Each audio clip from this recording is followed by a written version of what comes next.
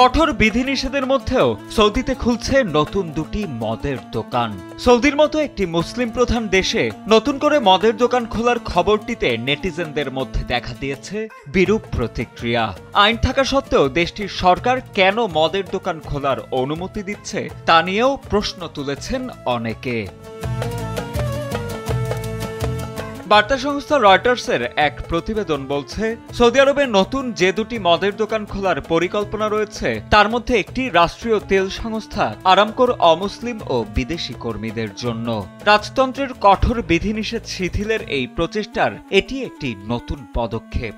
দেশের ডিফ্যাক্টো শাসক যুবরাজ মোহাম্মদ বিন সালমানের নেতৃত্বেই এই প্রচেষ্টা চলছে। ইসলামের জন্মস্থান হিসেবে পরিচিত দেশটি গত বছর রিয়াদে অমুসলিম কূটনীতিকদের জন্য প্রথমবারের মতো একটি মদের দোকান চালু করে। ৭৩ বছর আগে নিষেধাজ্ঞা জারির পর সেটি ছিল সৌদির প্রথম আনুষ্ঠানিক মদের দোকান।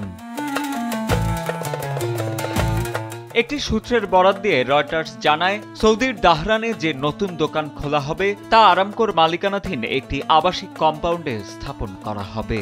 দোকানটি আরামকোয় কর্মরত অমুসলিম বিদেশিদের জন্য উন্মুক্ত থাকবে। সৌদি কর্তৃপক্ষ তাদেরকে এ পরিকল্পনার কথা জানিয়েছে বলেও দাবি সূত্রটির।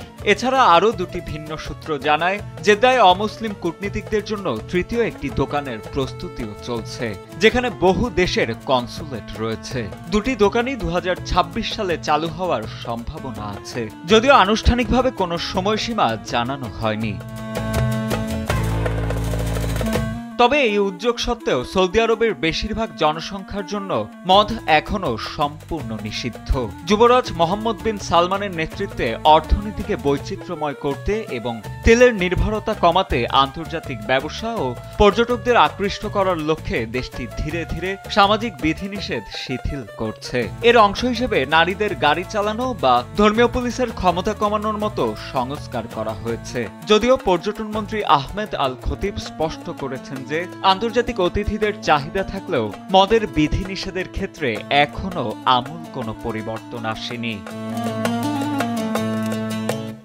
সাজিদ আনিল, ডেস্ক রিপোর্ট, সময়ের আলো।